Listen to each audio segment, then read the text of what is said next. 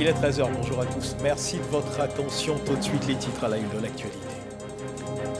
Dans ce 13 h, nous irons avec notre reporter Lanciné Bakayoko suivre cette visite engagée par le ministre de la Construction, du Logement et de l'Urbanisme, Bruno Nabagné-Koné, à Aoué, sur le site qui va abriter les futures opérations immobilières initiées par l'État de Côte d'Ivoire dans le cadre du programme présidentiel de logements sociaux.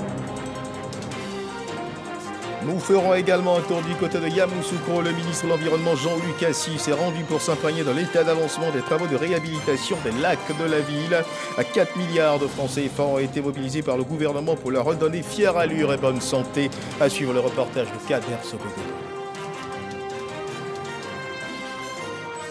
Les prochaines élections présidentielles, législatives et locales au Gabon se feront sans les observateurs de l'Union européenne. Les représentants de l'UE ont annoncé qu'ils ne déploieraient pas d'équipe pour surveiller le processus de vote. Un signe inquiétant pour l'opposition. Voilà pour l'essentiel. Madame, monsieur, bonjour. Le 8 février dernier, la ville de Yamoussoukro, capitale politique de la Côte d'Ivoire, celle qui abrite le célèbre lac aux Caïmans, était sous le feu des projecteurs. L'amour de l'autre, le sens de l'écoute et de l'attention aux souffrances de l'autre, des valeurs célébrées autour de la remise du prix UNESCO Félix Houphouët-Boigny pour la recherche de la paix, a prix décerné à l'ex-chancelière allemande Angela Merkel, désignée par le jury de ce prix pour les valeurs d'hospitalité dont elle a fait montre en 2015, en permettant à son pays, l'Allemagne, d'accueillir 1 million de réfugiés en provenance de Syrie, d'Irak et d'Afghanistan et de bien d'autres pays en détresse. Quels enseignements, quelles leçons tirées de l'organisation de cet événement ici en Côte d'Ivoire? Quelle portée de ces mots prononcés par les différents intervenants à la tribune de cette célébration? Regard rétrospectif ce 13 h sur cet événement. Et pour en parler, nous recevons ce 13 h dans le cadre du magazine du dimanche, le représentant résident de l'UNESCO en Côte d'Ivoire, Monsieur Omar Diop. Monsieur Omar Diop, bonjour et merci d'être avec nous sur ce plateau. Merci, M. Guivet. Alors, avec vous, nous échangerons autour du thème annoncé. Ce sera dans une trentaine de minutes. Mais avant, inscrivons-nous dans la projection avec cette annonce faite par la maire, Madame le maire de la commune d'Abobo, Kandia Camara. C'était au cours de la première réunion de l'année 2023 du conseil municipal de la dite commune. À côté de cette annonce, d'importants projets sont envisagés pour cette nouvelle année. Khalil Diomandé, Franck Poidio nous en parle. Le maire Kandia Camara veut positionner Abobo au rang des communes qui comptent. Et pour réaliser l'idéal, elle entend s'inspirer des bons exemples en matière de développement communal. Le 17 février prochain, une délégation du conseil municipal conduite par le maire Kandia Camara se rendra dans le New Jersey aux États-Unis pour le jumelage de la commune d'Abobo à celle de Newark. Un partenariat qui permettra d'améliorer et de renforcer les infrastructures sociales, culturelles, sanitaires et éducatives. Nous sommes certains que ce partenariat permettra à la mairie d'Abobo et à la commune d'Abobo d'atteindre aussi certains de nos objectifs. Parce que ce serait un partenariat fructueux pour notre commune, mais surtout pour nos populations. Abobo est en plein chantier et porte de grandes ambitions. Kandia Camara exhorte donc ses collaborateurs à améliorer les recettes pour la facilitation de la mise en œuvre de tous les projets en cours et ceux envisagés. Quand on a de grandes ambitions, il faut aussi avoir de grands moyens. Si nous voulons que le président soit encouragé avec son gouvernement à nous aider, il faudrait que nous-mêmes, nous fassions des efforts. C'est la raison pour laquelle je voudrais encore une fois encourager les uns et les autres à faire en sorte que la commune d'Abobo et la mairie d'Abobo aient plus de moyens, plus de ressources. L'objectif, in fine, c'est d'améliorer les conditions de vie et de travail de nos populations. 2023 étant une année électorale, le conseil municipal invite les Abobolais à cultiver la paix et à prôner le vivre ensemble, des impératifs pour booster le développement d'Abobo.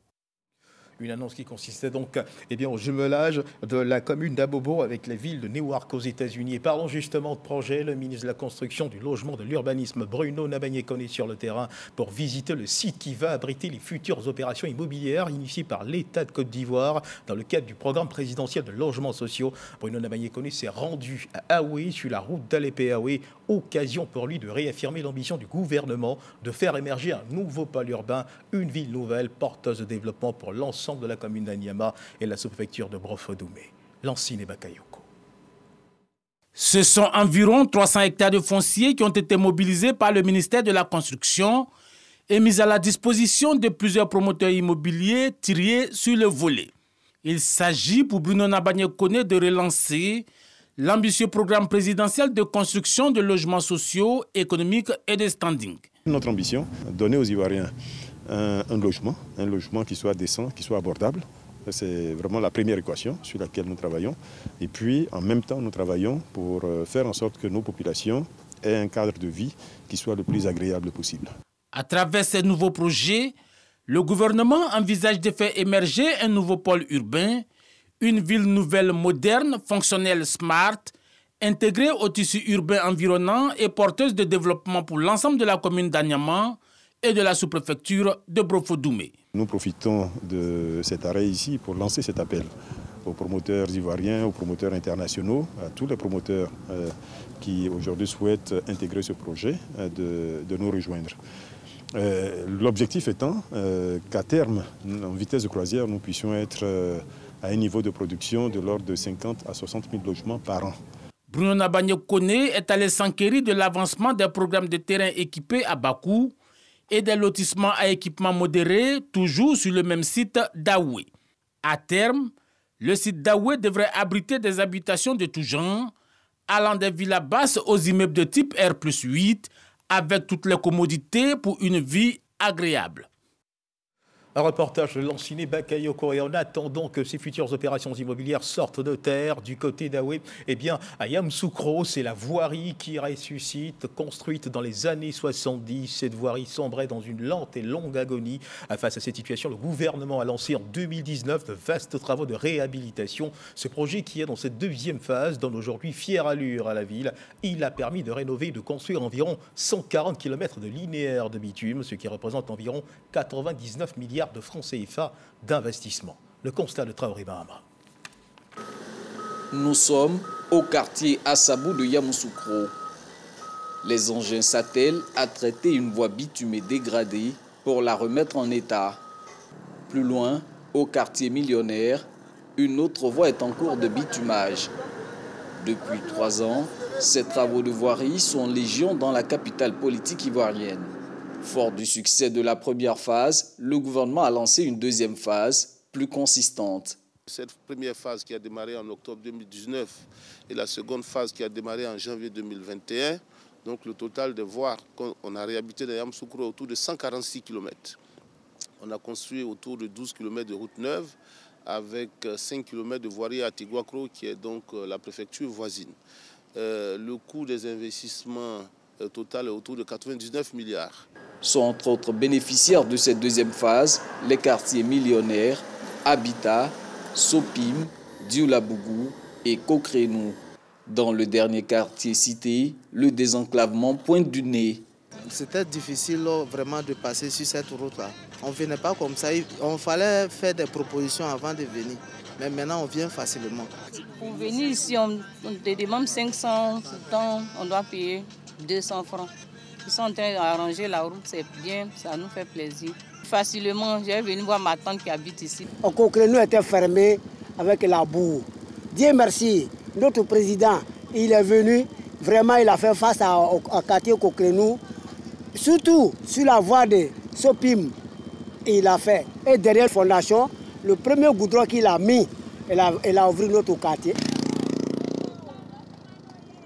Yamoussoukro a belle allure aujourd'hui, fière allure. Petit à petit, nous sommes en train de retrouver notre statut, disons, de capitale politique et administrative. Selon la direction territoriale de l'AGEROUTE, agence de gestion des routes, le taux de réalisation est de 71%, pour un délai d'exécution consommé à 65%. En maintenant une telle cadence, fort probable que l'ouvrage soit livré avant le délai prévu pour décembre 2023. Il y a une première phase, une deuxième phase. Il va y avoir sûrement une troisième phase. Des évaluations seront faites et donc le gouvernement va apprécier. Je pense qu'aujourd'hui, on circule mieux grâce au président Alassane Ouattara dans Yamoussoukro. Et je pense que le développement de Yamoussoukro va s'accompagner de toutes les infrastructures qui vont avec, l'eau, l'électricité, les routes. Et tout ça va se mettre en branle pour que Yamoussoukro soit donc la capitale, la vitrine de notre pays. Avec cette voirie rénovée, Yamoussoukro sera prête à accueillir la CAN 2023, prévue début d'année 2024. Les routes de Yamoussoukro qui reprennent un souffle nouveau. Et justement, les routes, on y reste.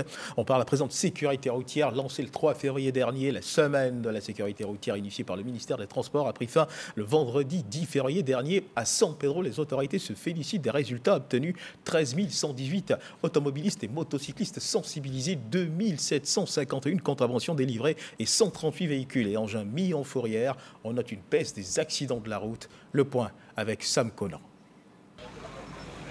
Le directeur régional des transports à Kambi Abiboulaye félicitant les forces de défense et de sécurité et la délégation du Haut Conseil des transports pour leur implication dans la réussite de la première semaine de la sécurité routière, initiée par le ministère des Transports. En plus de la sensibilisation, il y a eu de la répression et les résultats sont là. Au terme de cette semaine, nous comptabilisons 697 engins qui ont été verbalisés, 3338 usagers ou acteurs de la voie publique qui ont été sensibilisés et 127 véhicules mis en fourrière. Au niveau de la gendarmerie, 9780 véhicules ont été contrôlés et sensibilisés. 2054 contraventions ont été délivrées. Au vu des résultats, le gouvernement, à travers le ministère des Transports, a eu raison d'instaurer cette semaine de sensibilisation parce qu'elle nous a permis de déceler quelques failles et aussi de donner beaucoup de conseils aux usagers afin de se mettre à jour au niveau des documents et vraiment de circuler de manière responsable sur la voie publique. C'est une bonne chose, ça doit continuer. Depuis ils ont instauré la semaine de la sensibilisation, vraiment il y a beaucoup de transporteurs qui se précipitent pour aller faire la visite. Selon les sapeurs-pompiers civils, au cours de cette semaine de la sécurité routière, les accidents de la route ont sensiblement baissé. Les ceintures de sécurité sont portées. Les feux tricolores sont de plus en plus respectés. Et les motocyclistes portent le casque. À Boisflé, dans la Maraoué, sensibilisation et répression, la solution choisie pour interpeller les mauvais conducteurs afin de réduire les accidents de la route. Les forces de défense et de sécurité sont accompagnées par les agents de la direction régionale des transports. Les usagers sont sensibilisés sur le port du casque, de la ceinture de sécurité, le respect des feux tricolores. Les usagers les plus récalcitrants ont tout simplement été verbalisés. Soro Corona. En dépit des nombreuses sensibilisations sur le civisme routier, les accidents de la circulation avec son corollaire de morts et de blessés continuent en Côte d'Ivoire.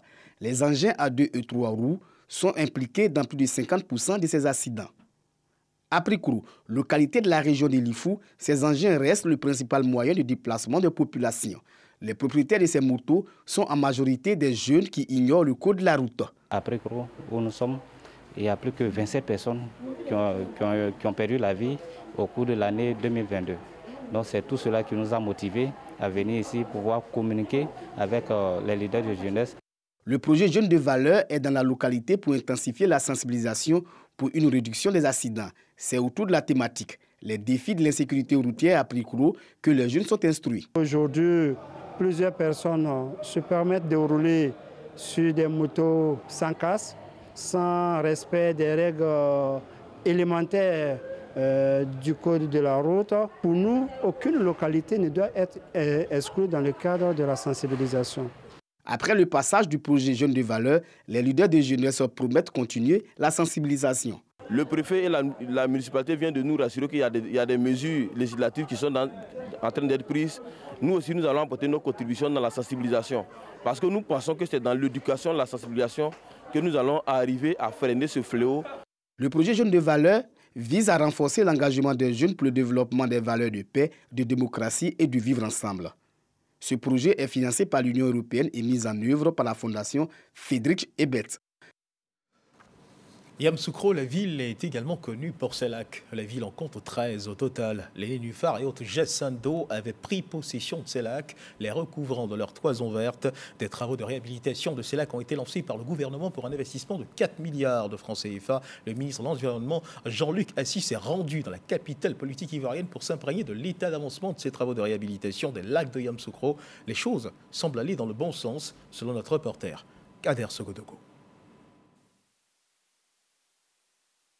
Voici le nouveau visage des lacs jouxtant la résidence de feu le président Félix Houphouët-Boigny à Yamoussoukro.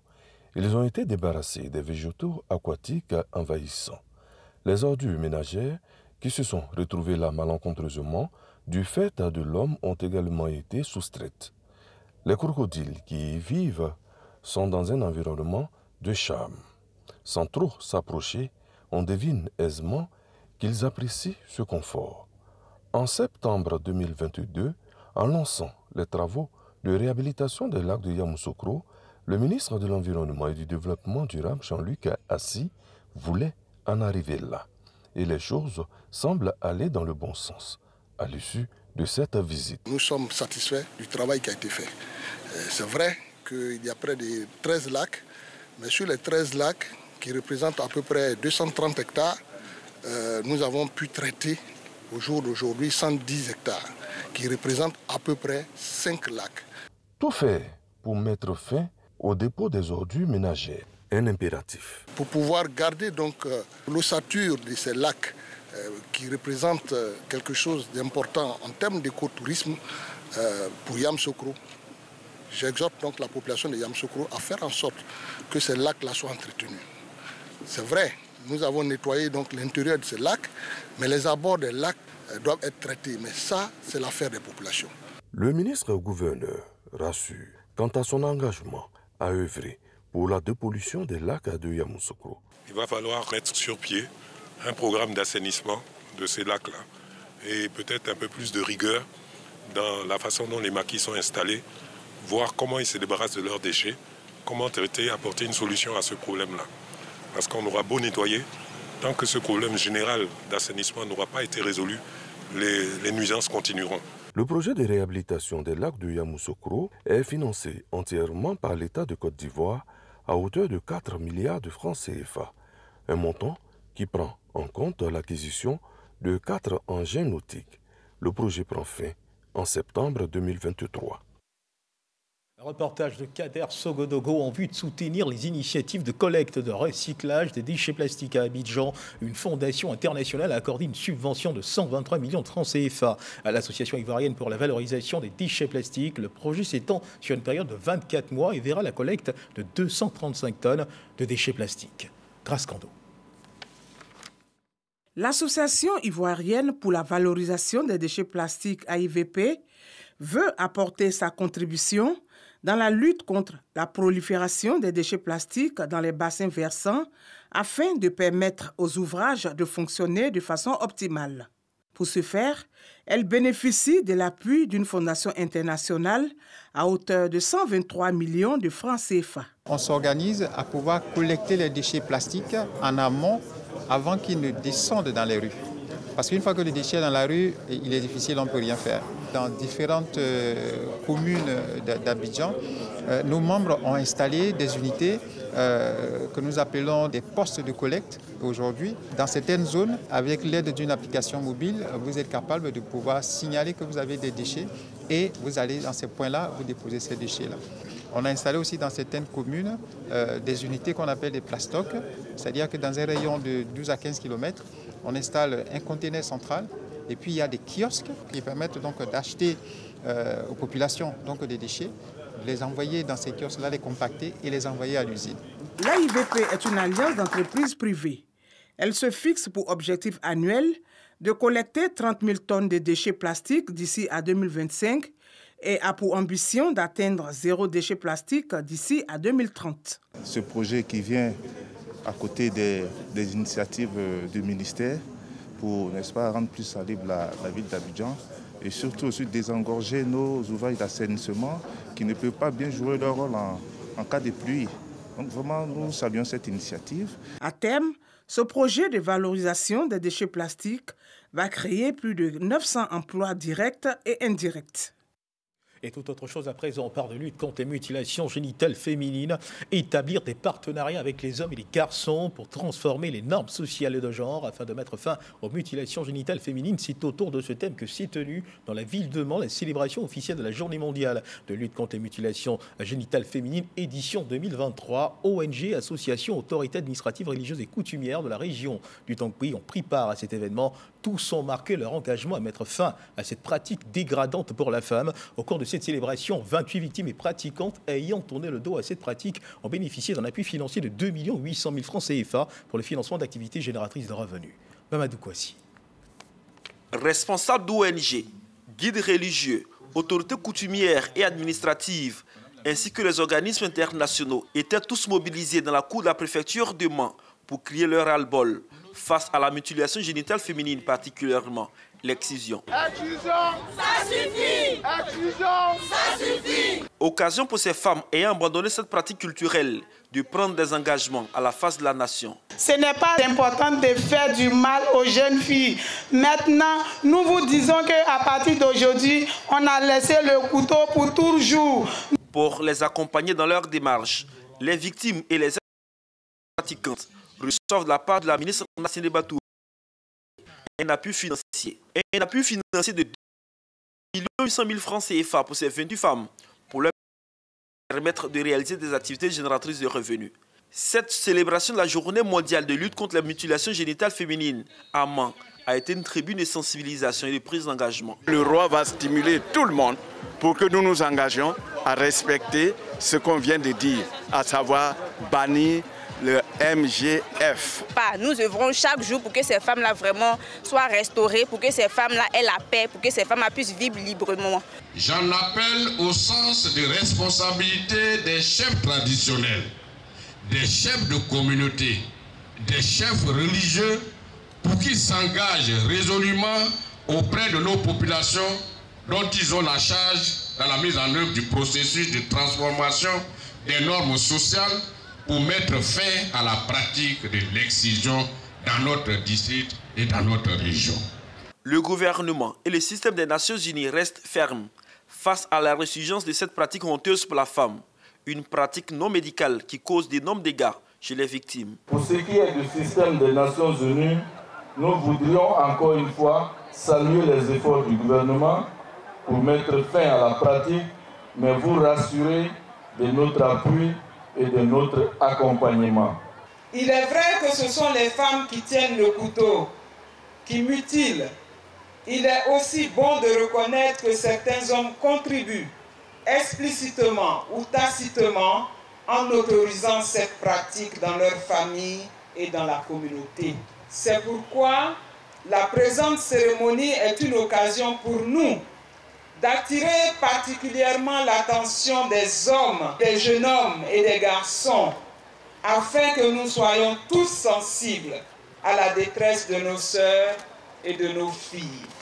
En Côte d'Ivoire, les régions nord et ouest restent les plus touchées par ce fléau et le taux de prévalence des mutilations génitales féminines varie entre 36 et 38%. On dénombre plus de 26 cas signalés l'année dernière et totalement pris en charge. Elles sont plus de 200 millions de femmes qui souffrent de cette pratique dans le monde. À suivre à présent l'évolution de la Covid-19 en Côte d'Ivoire.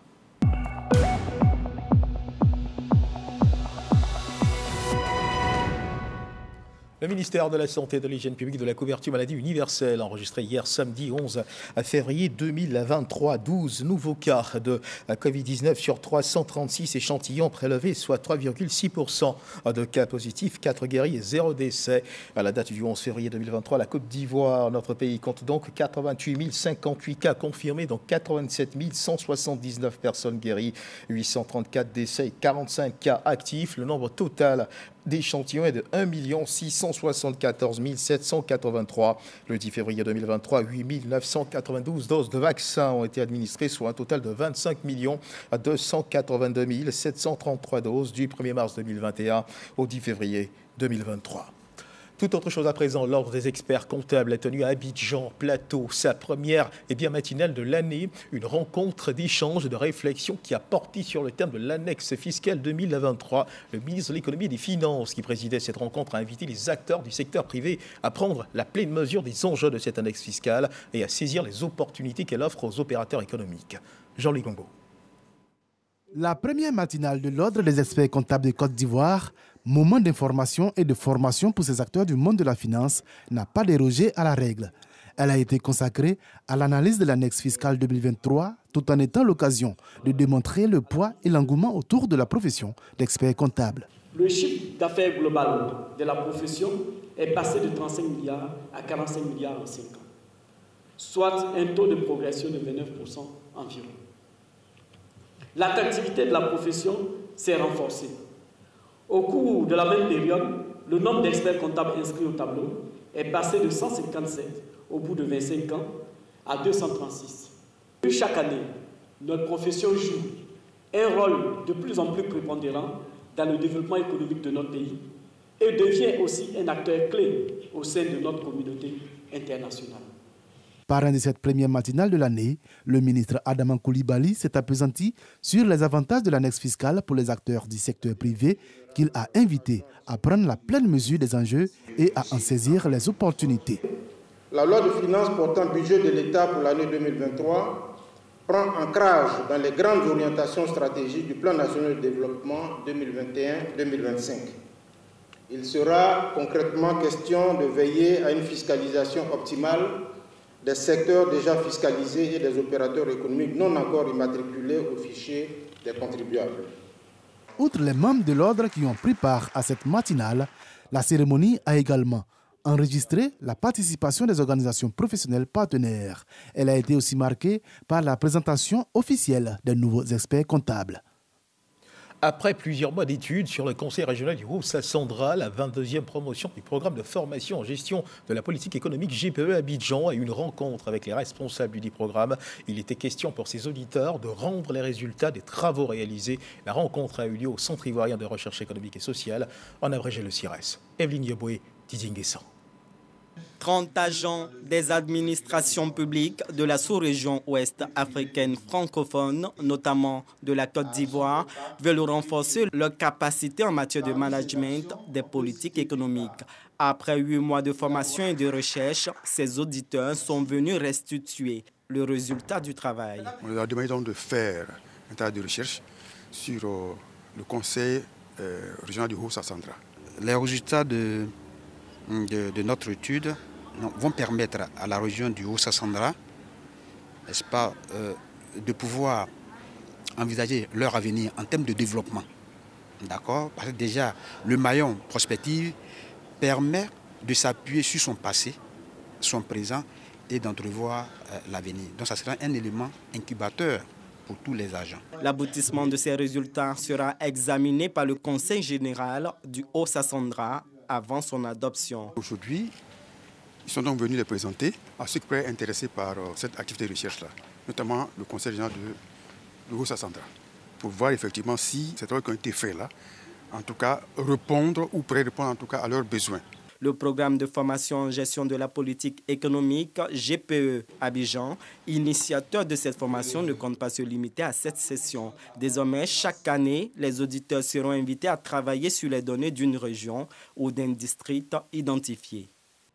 Et puis un mot de culture dans ce journal. Le peuple Ano-Wando veut se faire connaître sur initiative d'un fils de la région de Lifou, originaire de Précro. Les populations Ano-Wando se sont retrouvées au cours d'une cérémonie organisée dans la commune de Yopougon-Ndokwa. Au cours de cette cérémonie, ils ont présenté leur culture, leur histoire. Témoin de cette présentation, Laure Goretti, Jean-Marc Tchaji. Retrouvailles chez le peuple Ano. Les Ano ou encore Ando font partie du peuple Akan et originaire de Prikro, à l'est de la Côte d'Ivoire, dans la région de Lifou. Ce peuple peu connu et confondu au peuple baoulé a décidé de partager sa culture, ses racines et son histoire. Le mot Andofoué d'abord, ça vient du mot de Tui, Adoufoué, ça veut dire guerrier. Et dans notre patois actuel, quand on te dit, tu entends le mot fouet, sur un nom, ça veut dire que c'est un métier. Donc c'est des guerriers. Il y a 7 tribus, mais en réalité, ce n'est pas des tribus. C'est des 7 groupes de guerre, les tactiques de guerre. Le roi migrateur qui a fait venir les Andos du Togo s'appelle Bombo.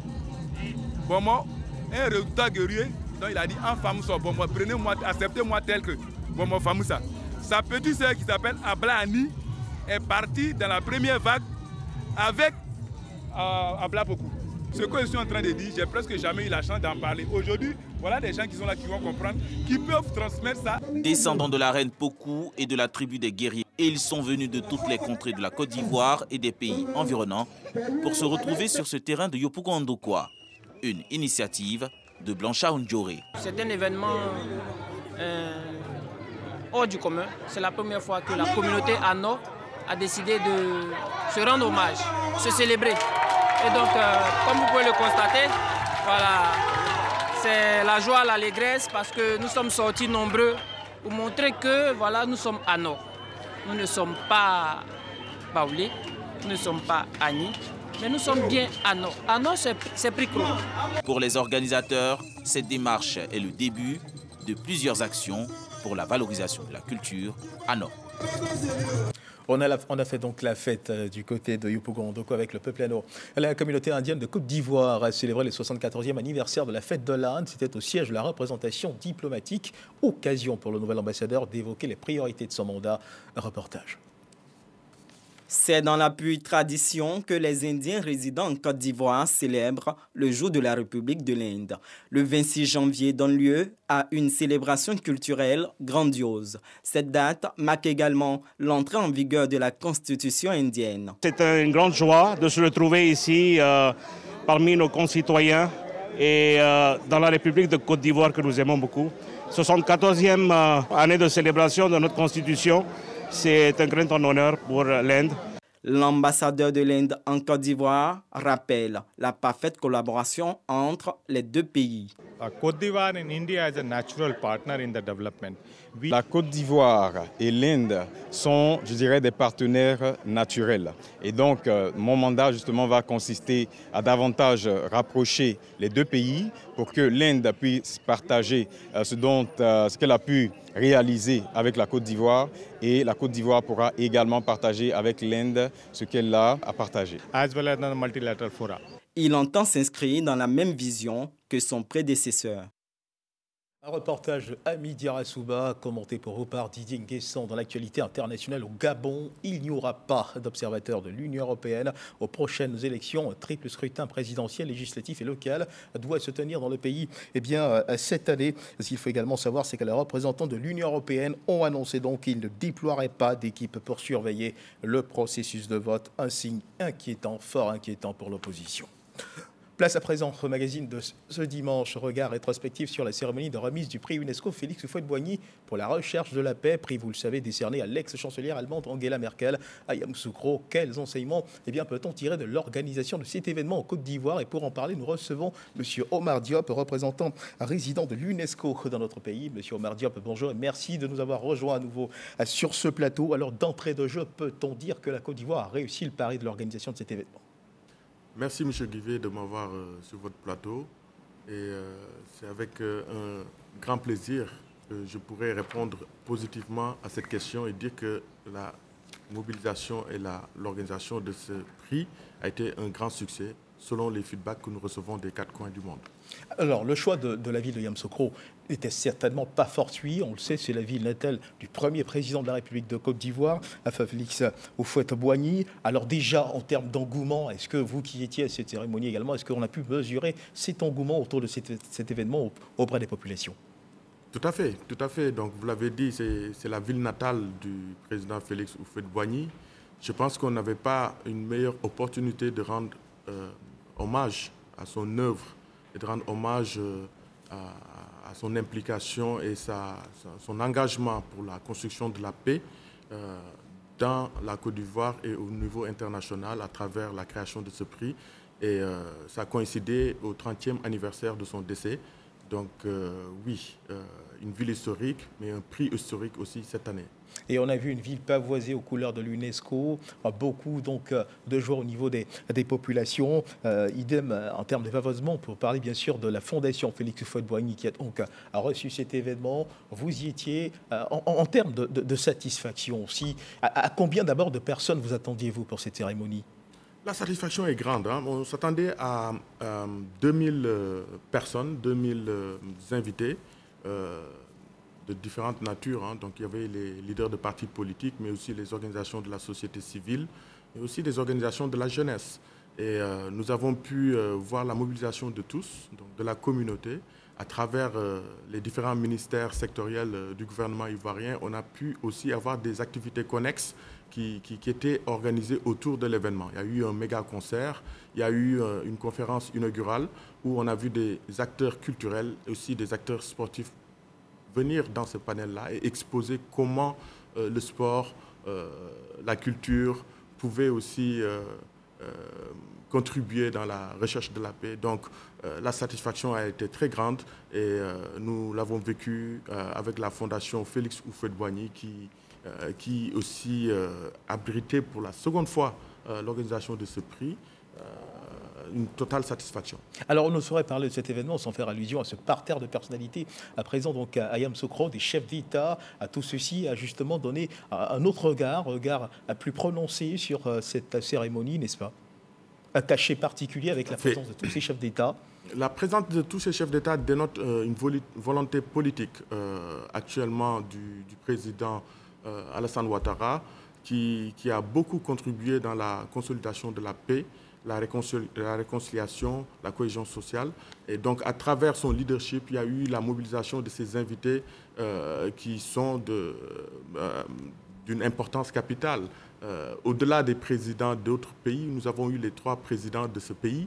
Et ça a dénoté à toute la communauté internationale l'importance du processus qui est en cours et la consolidation de la paix qui est en cours. Et la Côte d'Ivoire a été la vitrine au niveau international pour célébrer la paix avec ce parterre. Alors, un prix qui a été décerné à Angela Merkel, ex-chancelière allemande. Et je vous invite à présent à suivre un extrait du discours du président de la République, Alassane Ouattara, concernant justement le mérite de cette lauréate. Madame la lauréate, votre humanisme et votre altruisme ont été salués dans le monde entier.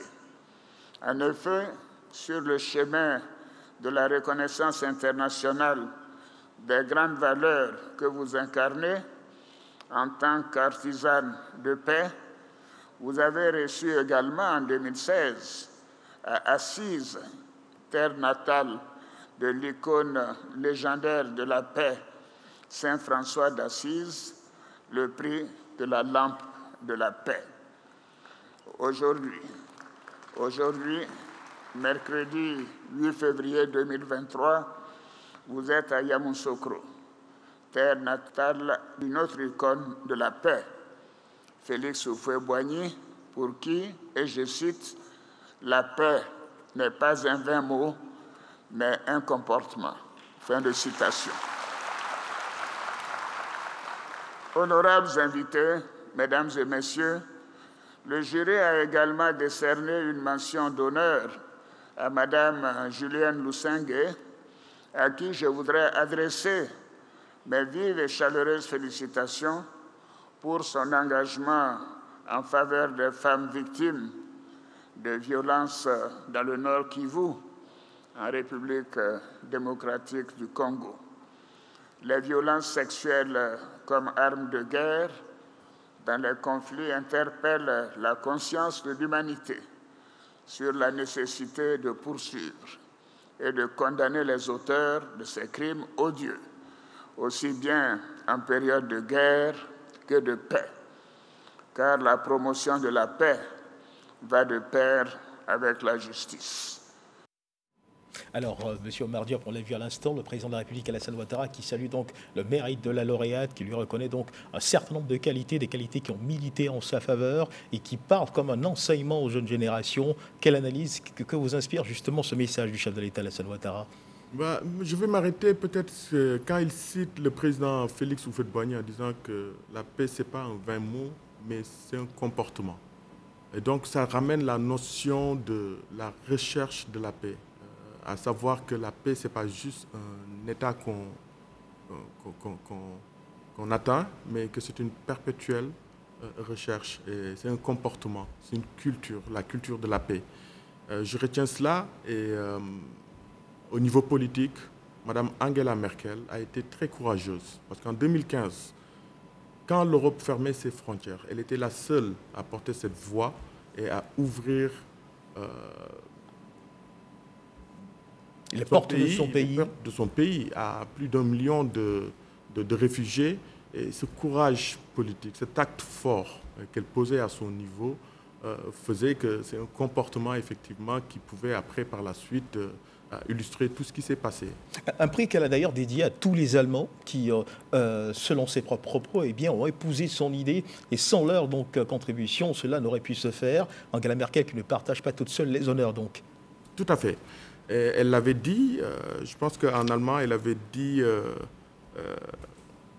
nous y arriverons. Donc en allemand, c'était Wir schaffen das. Et ça avait fait le tour du monde. Parce que dans ce nous-là, elle allait au-delà du mois. Donc elle allait dans le nous collectif en mobilisant les élus, les maires, mais aussi les entrepreneurs et ceux qui détenaient aujourd'hui les postes à offrir à ces réfugiés et les populations locales. Tout le monde. Et notons que cela n'était pas très évident, surtout à l'époque. Beaucoup de pays européens se fermaient justement à s'ouvrir aux autres. C'est donc nécessairement un acte, un comportement de paix qu'elle a traduit en acte et qui mérite d'être encouragé, d'être enseigné aux futures générations, n'est-ce pas? Tout à fait. Et il ne faut pas rester sensible, par exemple, aux difficultés que rencontrent les autres. Très sensible, et on a même pu sentir dans son propre discours à Yamoussoukro qu'elle faisait appel à la solidarité. La solidarité et le respect de la dignité humaine. Et je pense que c'est ce qu'on tire, les enseignements qu'on tire de ce qui s'est passé à Yamoussoukro ce 8 février passé. Alors, parlons de culture de la paix. L'occasion de cette cérémonie a également permis, on ne peut pas ne pas en parler, a permis de réunir autour d'une seule et même tribune des grands noms de la politique ivoirienne, le président Henri Konan Bédié, Laurent Gbagbo, les ex-présidents, le président de la République Alassane Ouattara. Et on a encore en mémoire cette image forte de ces trois grands de la politique ivoirienne posant aux côtés de la chancelière allemande. Que vous inspire cette image pour la Côte d'Ivoire et pour le monde entier? Ça m'inspire un grand espoir et une grande victoire aussi du processus de réconciliation, parce que la Côte d'Ivoire était suivie partout dans le monde à travers ce prix. Et le pays a pu servir d'exemple et a montré à tout le monde entier qu'ils ont dépassé un niveau qui était ce niveau de crise. Mais aujourd'hui, on est à un niveau où ces leaders politiques sont capables de se mettre ensemble et de célébrer la paix ensemble en mobilisant de leur côté et en consolidant tous pour la réussite et l'atteinte d'une situation paisible et une cohésion sociale. Et notons également cette émotion qui s'est emparée du gouverneur du district autonome de Yamoussoukro, qui n'a pas caché d'ailleurs son émotion de voir ces trois grands réunis autour d'une seule et même tribune. Tout à fait, tout à fait. Et puis ces trois grands réunis, mais en même temps aussi la famille du Félix Houphouët-Boigny, présente dans la salle. Et aussi beaucoup de sensibilité politique, les organisations de la société civile.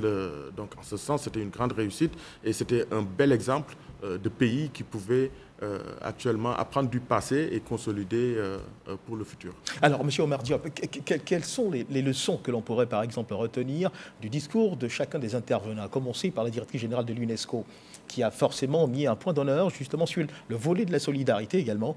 Tout à fait. La directrice générale de l'UNESCO, Mme Audrey Azoulay, a beaucoup insisté sur la paix qui reposait sur un dialogue. Et donc, elle a même cité le président Félix Houphouët-Boigny dessus en disant que l'esprit du prix, c'était de créer quelque chose qui repose sur un dialogue permanent, qui va vers le respect de la personne, de la personne humaine et sa dignité, mais aussi le respect des libertés et l'égalité de tous. La directrice générale a aussi appuyé sur le fait que le président Alassane Ouattara a fait un énorme travail et qui se traduisait par la présence des présidents et l'organisation de ce prix à Yamoussoukro. Mais aussi, surtout, on remarque qu'elle a fait un vibrant hommage aux deux lauréates. Donc, la lauréate Angela Merkel, mais aussi Mme Julienne Lusenge de la RDC. Deux femmes qui sont à des niveaux différents. Madame Angela Merkel a été au plus haut niveau au sommet de l'État, mais Madame Julienne Lusenge travaille avec les communautés, donc c'est au niveau le plus bas. Au niveau le plus bas, au niveau local. Au niveau local. Et donc toutes ces deux femmes ont marqué la solidarité humaine, l'humanisme et comment est-ce qu'on peut œuvrer pour aller vers la paix. L'une, c'était pour les réfugiés et la solidarité. Et la seconde, c'était sur les violences faites aux femmes, les violences sexuelles faites aux femmes en RDC. Et donc, vous voyez là, l'UNESCO illustre ces deux priorités que sont l'Afrique et l'égalité des genres. Donc, à travers cet exemple de la directrice générale, nous voyons tout à fait que les femmes qui ont été honorées ont honoré ce prix. Et elle le dit, ce n'est pas le prix qui honore les femmes, mais ce sont ces femmes-là qui ont honoré le prix.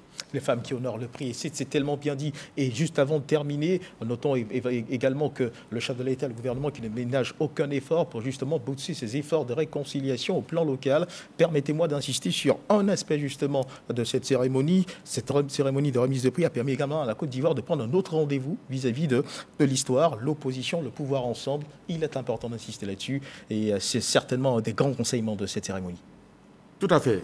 Je pense que le grand enseignement, c'était que tout le monde puisse se retourner autour d'un même objectif qui était la consolidation de la paix, la cohésion sociale. Et c'est ce pari-là que la Côte d'Ivoire a réussi.